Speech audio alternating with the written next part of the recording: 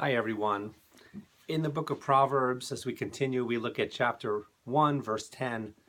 And that verse says, B'ni im yifatucha chataim al tovei. My son, if sinners should entice you,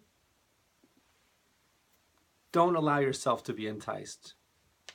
You don't yield to them. I think there are several different elements of this parental advice, as it's written there, that really are noteworthy. One that I was thinking of is that, there is no punctuation in traditional Jewish texts, in the biblical texts. So I wonder, is the parent saying, don't be enticed, exclamation point, don't do it? Or is it more just with worry in the parent's voice, please don't do it, almost really asking, encouraging the child not to do that, not to be led astray by sinners.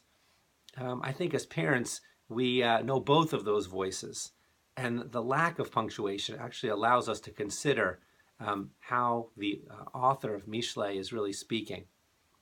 But the other piece of this is that also as a parent who wants to assume the best about their child, this parent says, the cause of your sinning could be other people. It's the people you're hanging out with. Those sinners, they're going to entice you to do the wrong thing.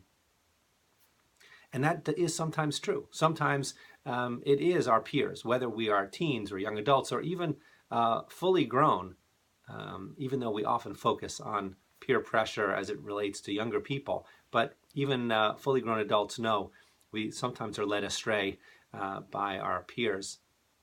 So the idea is that others are the ones causing you to do it. But the truth is that we've lived long enough to know that sometimes we don't need any help doing the wrong thing.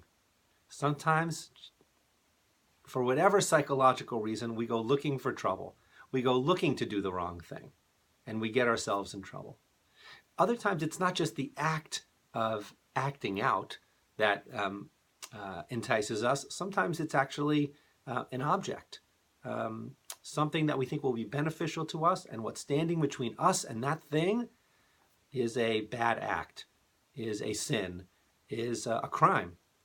And sometimes we will do the right thing. We will recognize that we shouldn't act poorly, shouldn't sin.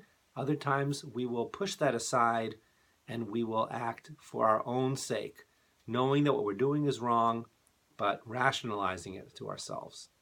The parent says to the child, other people are making you do it. But as I say, sometimes that's true, and other times we can do the wrong thing all by ourselves. Whether this verse is spoken with a commanding voice, don't do this, don't be enticed, or a parent trying to communicate their concern and love for the child, please don't do this. The consequences will be serious and drastic and harmful not only to others, but to you, your very self, even as you do this. Regardless of the tone of voice, Mishlei is trying to encourage us not to be led astray, not to do the wrong thing. And we should, even as we remember that this book is spoken in the voice of parent to child, so often we as adults need to be reminded, even of these very basic things. Don't be led astray. Do the right thing and do what you know is right.